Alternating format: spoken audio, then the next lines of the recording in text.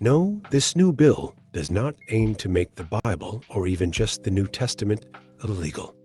It's a bill to define anti-Semitism for places that accept federal funding. That's all it is, but don't take my word for it. Here's the whole bill. To provide for the consideration of a definition of anti-Semitism set forth by the International Holocaust Remembrance Alliance for the enforcement of federal anti-discrimination laws concerning education programs or activities, and for other purposes. Be it enacted by the Senate and House of Representatives of the United States of America in Congress assembled, Section 1. Short title. This act may be cited as the Anti-Semitism Awareness Act of 2023. It is the sense of Congress that 1. Title VI of the Civil Rights Act of 1964 prohibits discrimination on the basis of race, color, and national origin in programs and activities receiving federal financial assistance. 2. While such title does not cover discrimination based solely on religion, individuals who face discrimination based on actual or perceived shared ancestry or ethnic characteristics do not lose protection under such title for also being members of a group that share a common religion. 3. Discrimination against Jews may give rise to a violation of such title when the discrimination is based on race, color, or national origin, which can include discrimination based on actual or perceived shared ancestry or ethnic characteristics. 4. It is the policy of the United States to enforce such title against prohibited forms of discrimination rooted in anti-Semitism as vigorously as against all other forms of discrimination prohibited by such title. And 5. Is noted in the U.S. National Strategy to Counter Anti-Semitism issued by the White House on May 25, 2023, it is critical to increase awareness and understanding of anti-Semitism, including its threat to America, improve safety and security for Jewish communities, reverse the normalization of anti-Semitism and counter anti-Semitic discrimination, and expand communication and collaboration between communities. Congress finds the following. 1. Anti-Semitism is on the rise in the United States and is impacting Jewish students in K-12, schools, colleges, and universities. 2. The International Holocaust Remembrance Alliance, referred to in this act as the IHRA, working definition of anti-Semitism, is a vital tool which helps individuals understand and identify the various manifestations of anti-Semitism.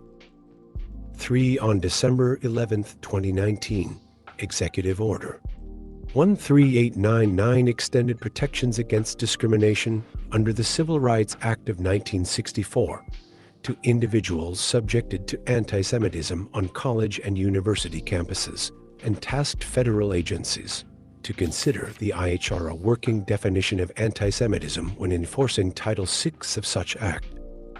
4. Since 2018, the Department of Education has used the IHRA working definition of anti-Semitism when investigating violations of that Title VI.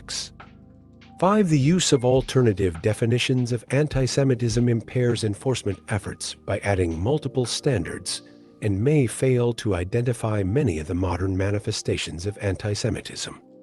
6. The White House released the first ever United States National Strategy to Counter Anti-Semitism on May 25, 2023, making clear that the fight against this hate is a national, bipartisan priority that must be successfully conducted through a whole-of-government and society approach. For purposes of this act, the term definition of anti-Semitism 1 means the definition of anti-Semitism adopted on May 26, 2016 by the IHRA, of which the United States is a member, which definition has been adopted by the Department of State, and includes the contemporary examples of anti-Semitism identified in the IHRA definition. 1. Section 5, Rule of Construction for Title VI of the Civil Rights Act of 1964. In reviewing, investigating, or deciding whether there has been a violation of Title VI of the Civil Rights Act of 1964, on the basis of race, color, or national origin, based on an individual's actual or perceived shared Jewish ancestry or Jewish ethnic characteristics, the Department of Education shall take into consideration the definition of anti-Semitism as part of the department's assessment of whether the practice was motivated by anti-Semitic intent. Section 6, Other Rules of Construction. Nothing in this act shall be construed. 1. To expand the authority of the Secretary of Education.